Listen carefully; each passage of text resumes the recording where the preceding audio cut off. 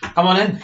Hi, Shannon from Citrix. Jamie from in North American Plastics. Nice to meet you. Thank you. Thank you for having me. Yeah. I'm really excited to be here. I know we talked on the phone and you kind of voiced your concerns about security. So I really appreciate you kind of accepting us and letting us come in and even have this meeting with you. Absolutely. And we're also looking forward to it. So we have some things cooking up. And we're looking forward to listening to what you might be able to help us out with. Yeah, absolutely. I'm very, very excited to be here. So today I kind of just want to get a little bit of a feel more about your company, learn about what are some of the issues that you're facing, and see if Citrix can ultimately provide you, your company, a solution. Yeah. Is there anything you'd like to add to that? Well, no, we are going through some new challenges coming up. We are working on something really secretive, and this might mean some big things for our organization. So it might mean that we might need additional support in some of our IT related stuff. I'm not the expert on that one, but I just want to get a feel for what you guys can do and whether you have any kind of expertise in our kind of industry, and then we could take it from there. Okay, perfect. So, Jamie, based on that agenda, besides yourself, I know you mentioned there's another IT person, but is there anyone else that should be present in this meeting or any follow-up ones? Maybe the follow-up ones. For now, I just want to get a gauge for it. And I'll be honest, we're also talking to VMware as well. Okay. And I think that's something that we really want to get a flavor for what it is that you guys can offer. Because we have this kind of something that we're working on. We've never seen anything like this before. So we are also in kind of a new kind of situation. So we are gauging what we can get from the different players to see what best fits our needs. Okay, great. Then I'm very excited to be here. I know we have about 15 minutes. That's still the case before we dive in. 14 right? now, yeah. 14 now. Okay, perfect. So Jamie, just so I can kind of understand North American Plastics a little bit deeper, can you kind of tell me about some of the goals you may be having this year? Yeah. So one of the things is that we are part of a plastics organization. So we are North American Plastics, and we have a holding company that also oversees a lot of things. So as you can see, the economy is booming right now, and so is the demand for a lot of plastic related stuff. But we are also working on a lot of things as well, because plastic is getting a lot of bad rap right now because of the impact it has on the environment. So we are working on ways by which we can invest a lot in new ways of working, and at the same time making sure that we are profitable for our shareholders and our stakeholders as well, and we are environmentally sustainable. That is something that is very important for us as well. And of course, needless to say, we want to make sure that we plan to have double-digit growth for our organization as such, as well as for our shareholders. So a lot of things happening out there, and of course the idea is that more shareholders, we want to do a lot of things, but we also want to keep our costs under control. That is something that is extremely important for us as well, because at the end of the day is with all the things happening right now, we have some significant costs coming up. Okay. So we want to make sure that we stay true to what we believe in. We have to also deliver on our shareholders, and that's something we're looking at. Okay, so you talked a lot on costs. Obviously, that's always in the back of everyone's mind. How much are you looking to kind of keep these costs low by? Well, but the fact is that there are different aspects, right? So essentially, the cost that we have is the way we look at cost is twofold. There's one is a kind of cost that we have on some of the critical things. So we make plastics. Mm-hmm. So plastics would involve that we work with the petrochemical industry for the byproducts of that. So that's a cost that is extremely important for us. But where you guys will become more involved in is that what we think are some of our IT infrastructure, which is not core to our business. Our business is making plastics. Right. And today we do have quite some spend on IT, which is also driving up costs immensely, and that is taking costs away from what we do as our core business. So the cost so we do not necessarily have any fixed amount of set aside for keeping costs under control from the more critical aspect of making plastics. But we have much more focus on how we can lower the costs from the other non-critical spend, IT being one of them. I know that it's your core business, but right. For us, it's something that we need to have to make sure that we do what we do best. And so that is also the reason why you're here. So we want to. So I don't have an idea about the cost by how much we want to reduce. We do not. We are pretty okay in terms of profitability, but okay. We want to make sure that we do not have. We don't overspend Right. on IT, which is not our core business. Do you kind of have a little bit of an understanding of how much you're allocating cost-wise to your IT infrastructure currently? I believe my boss tells me it's too much at this Okay. point in time. And it is very interesting because we complain about the IT infrastructure, but at the same time, we have more and more demands from our customers that we cannot do without the IT infrastructure. And I keep telling my boss that not investing in the right kind of infrastructure would expose us to a lot of risk. Right. And if we not willing to pay for good services, we may end up kind of negating all the good work that we're doing in our core business. So yeah, so we do realize that we cannot cut corners too much, but we want to work, but we want to make sure that if it's not a core business of ours, we should not be spending money on that. Right. So I talk much more to my IT, but I put a lot of pressure on my IT folks to try and see if they can find savings by around 7 to 10%. Okay, so something you mentioned, like on the phone, was you have a big project coming up for your Toronto office, and you've kind of touched on it here that like IT, you need to make sure all of your assets are secured. I mean, have you ever dealt or incurred any issues with that? No. So it's the fact is that we have, well, I cannot say much about the phone because it's still, we would like to still keep it under wraps for the time being. And we also want to make sure that, by the way, I think at the end of the meeting, you have to sign an NDA, non-disclosure agreement about what we discuss as well. Absolutely. Because I think what really is, we are working on a big client, which if we are able to land it it's out of our Toronto office, actually, that's why we have to ask you to fly in here because we cannot share too much information. Mm-hmm. We are a Toronto office, and essentially what we have is that in the Toronto office, we have working on a big customer out there, and the big customer might necessitate us to work across 70 odd locations across Okay. North America. And this is going to place a huge IT infrastructure demand on us.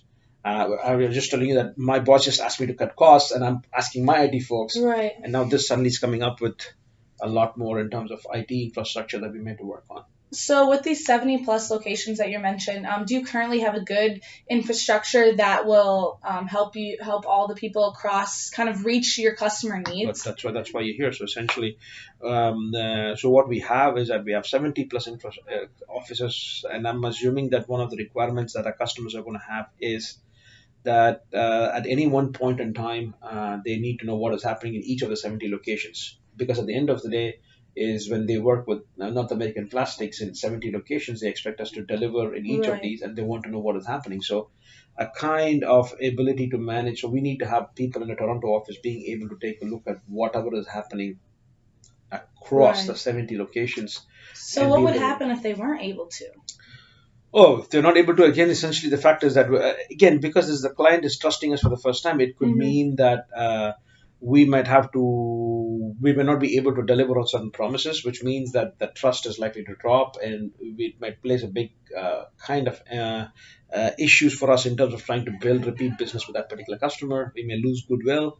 And the amount of efforts we have to put in to make sure that the customer is again satisfied will mean that any cost savings that we have by trying to come up with a cheaper solution is not going to help us out. So as well with like building that trust and dependability on each other, I mean, what would happen if word got out that that trust got lost and the customer Well, in the this case, we customer will lose it. So first of all, is that even if it gets out, even before it gets out, if we lose that customer and we lose 70 plus, if we lose as a key count and we lose them, that's pretty much it. It's going to be a huge blow to our bottom line right now. Forget about what it's going to have in the future with other customers not coming in. So what we have is that we have those kind of issues that we have to be really concerned about.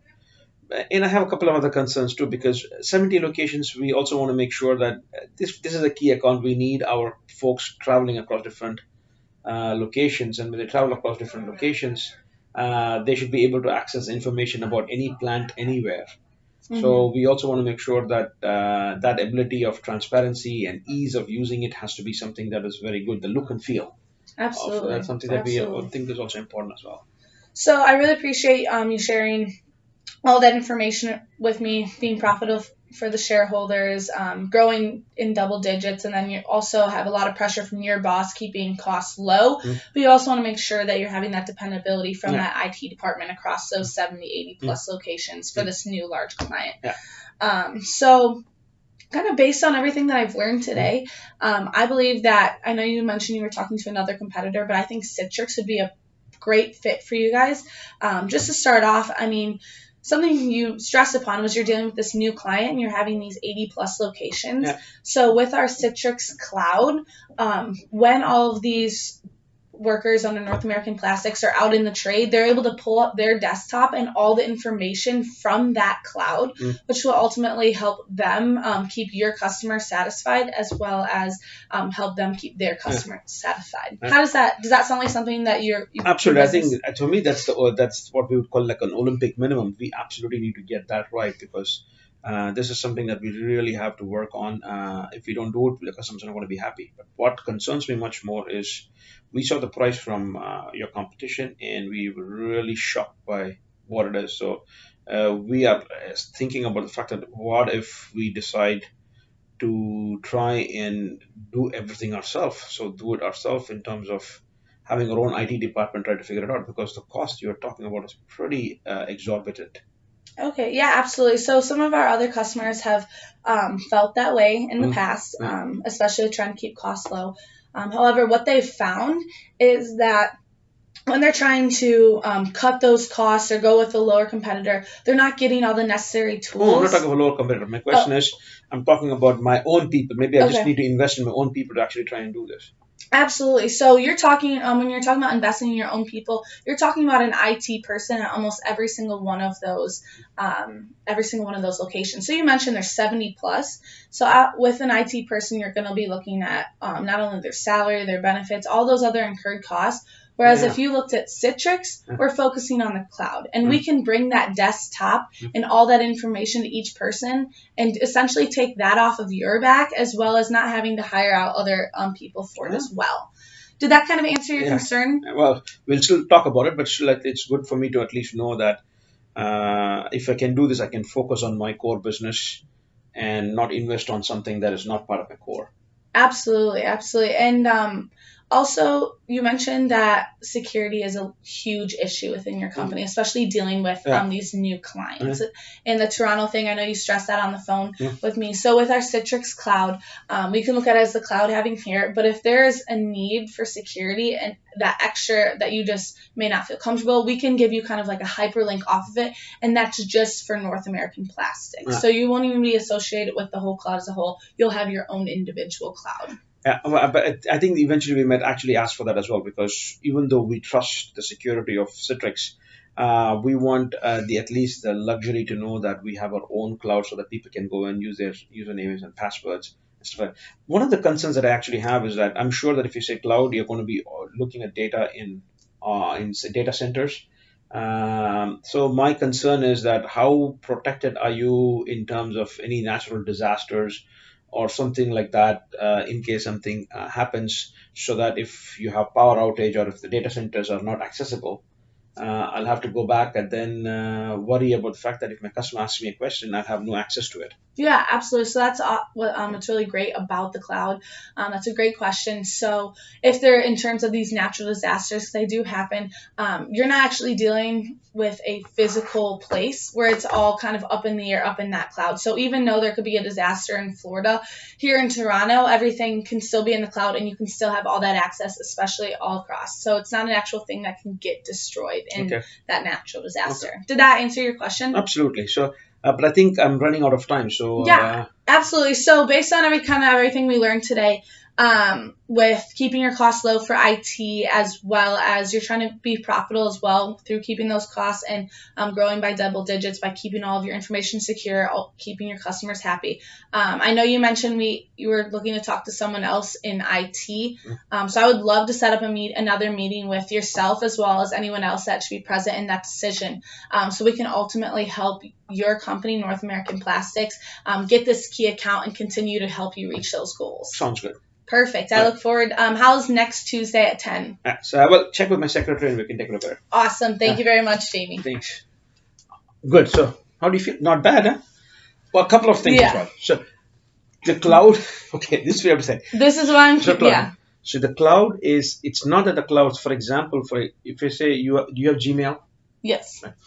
So Gmail is in the cloud.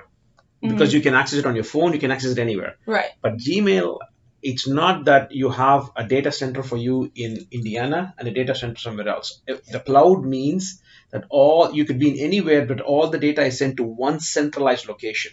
Okay. So which means that it's not about Toronto or everything will be either sent to San Francisco or wherever they're having their data centers. The data centers is where all that information is. So if that gets destroyed. Exactly. That is why a lot of companies have backup data centers. Okay. That's what I mean. So the cloud, it just is a term. So again, I'm not an expert, but the cloud is just a term that we use. But the cloud just means that you can go anywhere. That's just go Wikipedia, that stuff kind of stuff.